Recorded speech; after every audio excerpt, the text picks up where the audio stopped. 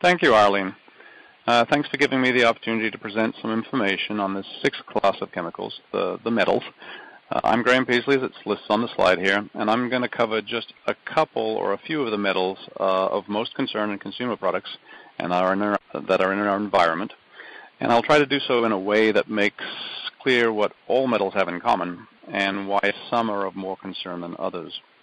Turning to slide 4, unlike the previous classes of concern that have been discussed on the webinars, metals have been around for a very long time. We didn't make metals. Those are, in fact, all made for us.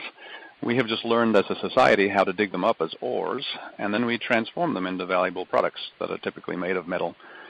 There are lots of metals on Earth, and I can't possibly discuss them all. This periodic table shows, as a chemist loves the periodic table, we have metals in blue that cover almost 3/4 of the periodic table are metals. They are defined to be by their properties, and that's how you identify classes of compounds. And metals all contain something called metallic bonding. They conduct heat and electricity, which is why we use them in wires. They're ductile, malleable. They also have properties that they react readily with most, or with several other elements, oxygen being the first, of course. All oxides, all metals are found as oxides on the surface of the planet, where they're, or most of them are. And this is the what we'd call as an ore. They also react with sulfur and silicon, various types of ores. One of the important classes they interact with are acids. Metals will turn into a different form of chemical species called an ion, where they become much more bioavailable if they are turned into a different form. Some metals will also interact with carbon strongly, which is what our biochemistry issues are, and they become more bioavailable that way, specifically mercury. If I turn to slide number 5, you'll know, as most of us do, if reading the packet of any sort of cereal or a vitamin label, that metals are also essential nutrients. The human body needs a bunch of metals. Here's a listing of things like iron, but also magnesium, zinc, selenium, and copper, all of which are designed as human nutrients. And there are plenty of examples of even dangerous metals, such as arsenic, being used as medicine. The bottle there is shown as a type of arsenic that was used as the first treatment of syphilis, for example. And so the metals are used as nutrients, and if I turn to slide number 6, it is the properties of metals that give us the concern about it. They never go away. Unlike chemical compounds that can degrade in nature, metals just change state, and they can go back into nature and sit in the environment for a long time. But they can also change state into ions, or into, in case of mercury shown in the picture here, become methylmercury, which will accumulate in small organisms or in plant life that are eaten by small organisms. The smaller organisms are eaten by the larger fish, and the larger fish are eaten by the biggest fish. And this leads to an accumulation effect of these metals in the environment. And of course, the top predators are then loaded with mercury, as in evidenced now by tuna fish and the top predator of all, humans. If I switch to slide 7, the fact that these metals react readily with other compounds means that they are bioavailable. And they also then have the property of interacting strongly in your body. Some metals will interact very strongly with human biochemistry. If I look at slide number 8, I'm going to give you a couple of metals on a list that we are most concerned with, the few heavy metals.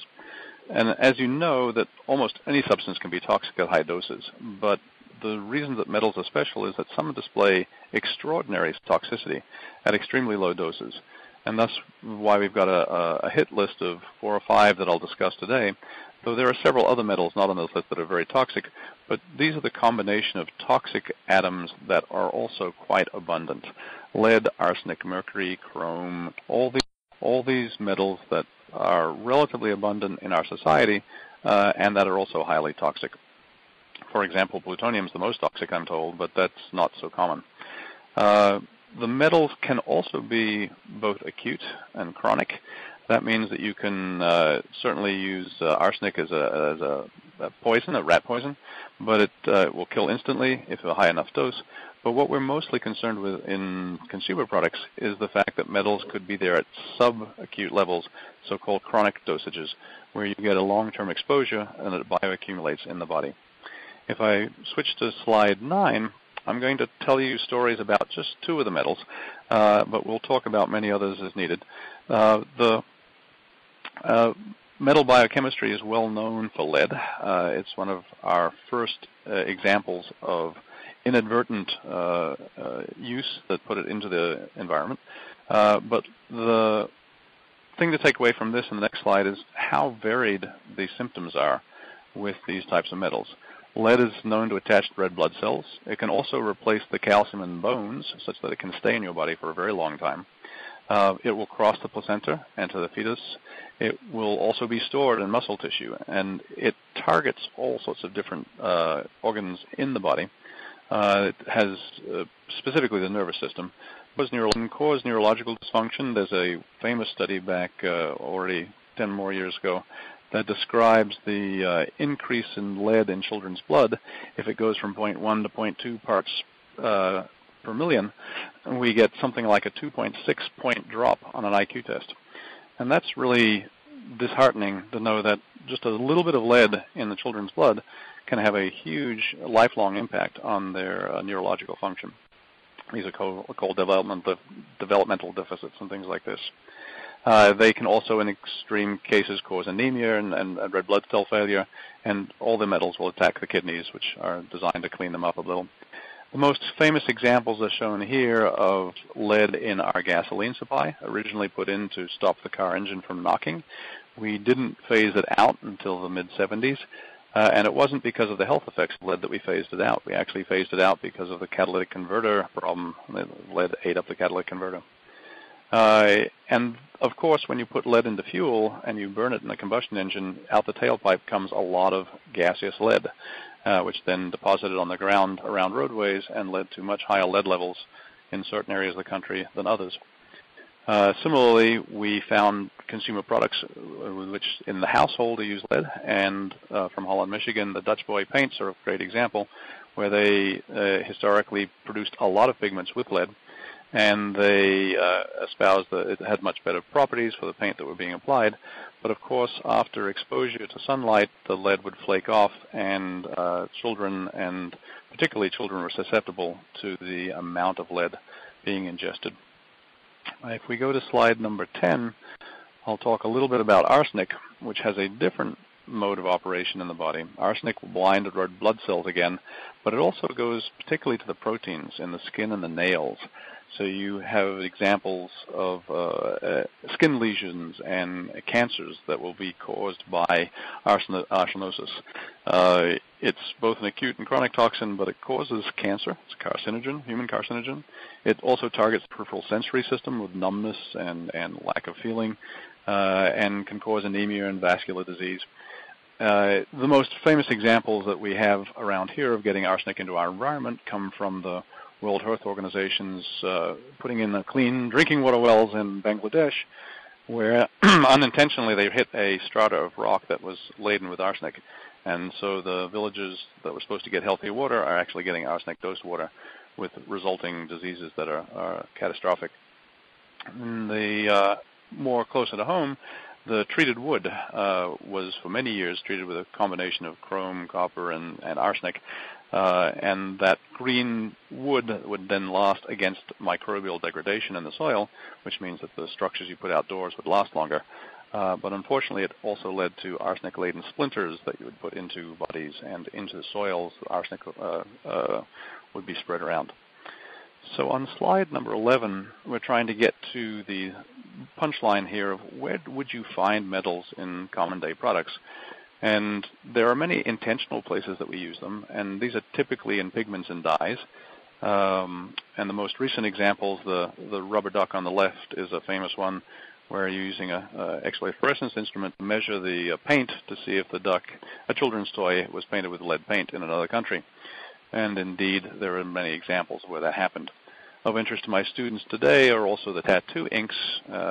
Food and drugs are heavily regulated, but in fact, tattoo parlors, I'm sure you're shocked to find out, are not heavily regulated, and tattoo inks have been reported to contain mercury, lead, cadmium, and a host of other metals to get the bright colors.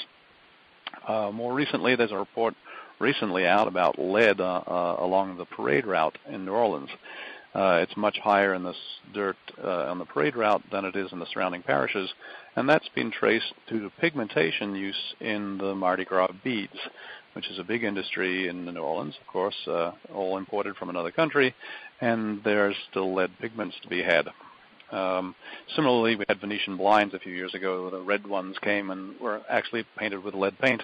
Of course, blinds are exposed to sunlight on one side, and then led to a great deal of increased lead in the home. And, of course, the best one, so lipsticks don't fall into a category of foods, so putting chrome and cadmium into them to make them brightly colored seemed like a good idea to somebody. On slide number 12, I have a few more products that are not so intentional, that the metals are in there, but not for a purpose that you would expect. For example, mascara, in many cases, was treated with a mercurious compound to get antimicrobial factors out of it. So the eye infections wouldn't be caused by the mascara. Of course, the mercury isn't necessarily so good to have in there, and all the fluorescent light bulbs in this country for many years were made with mercury as part of the active ingredient to make the fluorescence happen. We're getting away from those with different types of light bulbs these days, but that means we have a disposal problem of where all these light bulbs go. And I mentioned before the arsenic-treated wood. Where was the most common place to put this was, of course, outdoor play structures for our children, and with consequences as a result. And similarly, there's a lot of complaints nowadays about arsenic-laden foods that actually come about from a arsenic treatment put into chicken and hog feed to try to reduce a type of animal disease, and arsenic will kill off the infestation, but as a result, the use of this material is getting into the food chain from all different directions. So this intentional and unintentional use of products in metals in consumer products leads to the next slide. Slide 13 has a list of just some of the examples that have hit the newspaper, and in fact the scientific literature recently.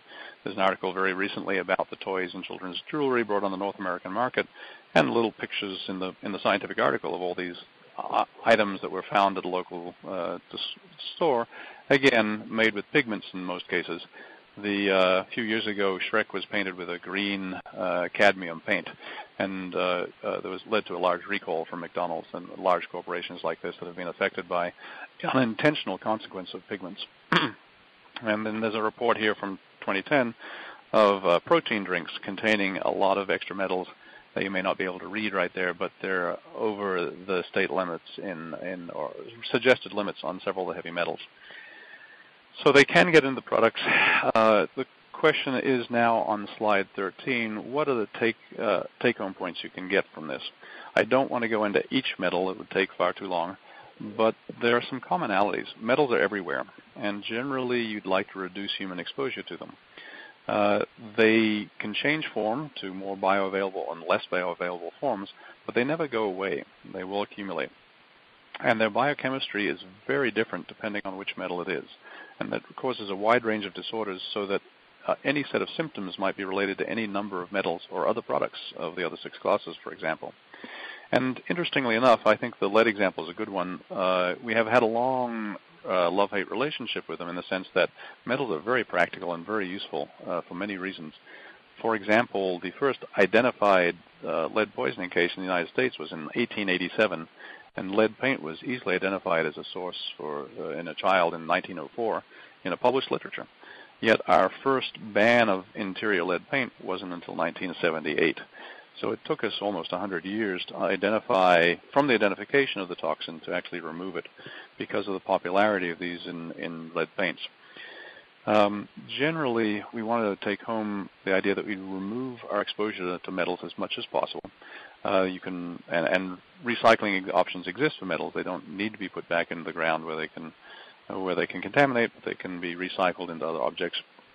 And the last point I'd like to make is that you can test for them fairly easily, so that if you are in charge of a supply chain or a product, there are some very standard tests that can be done by analytical labs to identify which metals are there and are they the ones you think you're getting.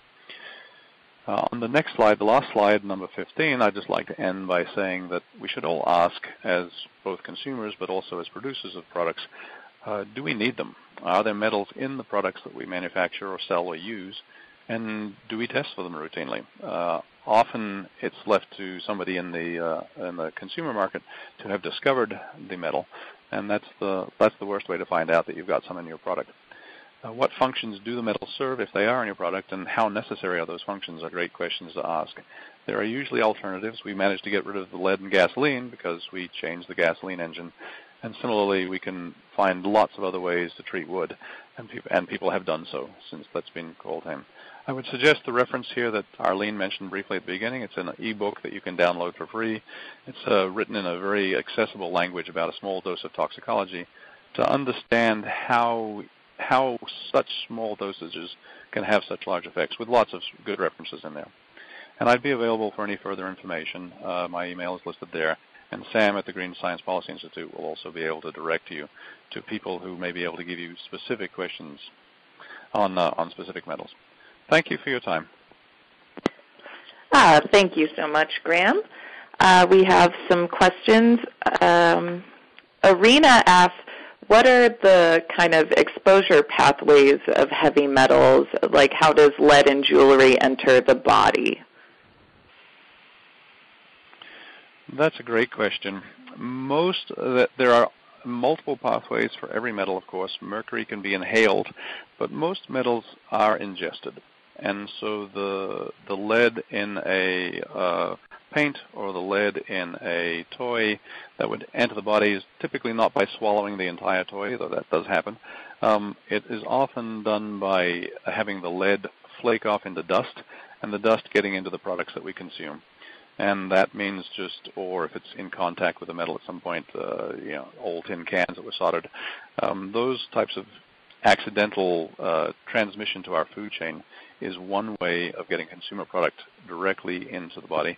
It is possible to inhale the dust and absorb through the lung that way, but that's less common, except in miners and situations like that. And then the unintentional consequences is putting them back in the environment and having them come in the food chain, such that if you eat a lot of tuna fish, you're eating the mercury that we put into the environment for years. And you didn't intend to do that when you ate the tuna fish, but because the tuna fish is the top predator in the food chain out there, they've accumulated a lot of mercury in their flesh, and that's an unintentional way of getting it into the food chain. But I'd say the short answer is most metals are ingested. Okay. I have a question about what the difference is between heavy metals and other metals. Are some lighter metals found to have toxicity or pose threats to human health as well as heavy metals? Yes, that's a technical jargon, and I looked up what a heavy metal was, and it turns out it has a variety of different etymologies. All metals are toxic to some extent, and some are less toxic than others, of course, to humans. But even the lightest of metals can be very toxic. Beryllium, of course, is a very toxic metal, and it's perhaps the lightest one we have beside lithium. So the lightness usually refers to the weight of the atomic element, and that's sort of an archaic way to refer to them. And so I think it's much safer to call them metals, but it's just so versed in our culture to call them heavy metals, because heavy metals were the first ones identified being dangerous with the very heavy atomic elements like mercury and lead. But indeed, all metals have toxic properties, and the classification of heavy is more or less irrelevant. Okay. Joel asks, why are lead regulations generally targeted at children's products without setting limits for adult exposure? That's a great question, and that's a policy question as well as a scientific one. The science behind it is that lead is a tremendous neurodevelopment toxin, and the person that is most susceptible to that is, of course, the growing child. And so what we can tolerate as adults, not only in a milligram per kilogram dosage amount that a human can have, is much higher for an adult than the child, which is a much smaller body mass. But the child is those connections in the brain for many years after birth, for up to 16 years after birth. And for that reason, the CPSC, the Consumer Safety Products Commission, has targeted its safety guidelines on lead exposure to particularly children's products. And that doesn't mean that it will not have an effect on adults. It just means that the adults are less susceptible to these changes. A small amount, a fraction of a part per million into a human body that's growing will change the developmental aspects of the brain and the connectedness of the nervous system much more quickly. So a child that ingests a small amount of lead will go blind or have hearing loss or fundamental dysfunction, whereas an adult can probably tolerate that same dosage with much less acute and chronic attention. And that's why the regulations are aimed that way. It doesn't mean it's necessarily wise to let other people be exposed at that level, but that's the historical reasons why they've chosen to go after children's levels first. Okay. I have a question from Bill asking about, he says, we're told we can consume a certain amount of mercury per week as in how much of a certain fish we can eat by our body weight, and if it bioaccumulates in fish, doesn't it bioaccumulate in us as well? Yes, that's a great question. It will bioaccumulate in us, but it depends on what fraction you get from your meal. It doesn't all get assimilated each time. The more you eat, the more that will stay in you, and the more likely for chronic exposure to this metal would be. There should be also limits on how often you can eat this. There is a lifetime in your body. You can excrete it slowly, but you will eat far more than you will excrete, and so it will bioaccumulate in your body as well. There should be some sort of common sense as to if you eat this for a lifetime, you'll have much higher mercury levels than if you eat it once or twice. And but it's very hard to tell somebody not to. It's very hard to make suggestions over a lifetime. So I think they're making sort of suggestions on what's available there. And it does matter a lot what part of the fish you eat, and whether it accumulates in the flesh or the fatty parts of the fish. And the metals tend to accumulate in the protein for the fleshy parts. But yeah, it's a concern. You will be some of what you eat will remain with you. Okay. Nancy asks, what component of compact fluorescent light bulbs is mercury in, and if you break the bulb, is the mercury then released into our environment? The answer to that is I think it's the traditional fluorescent light bulbs, not the compact fluorescents. I may be wrong on that. Somebody should check this.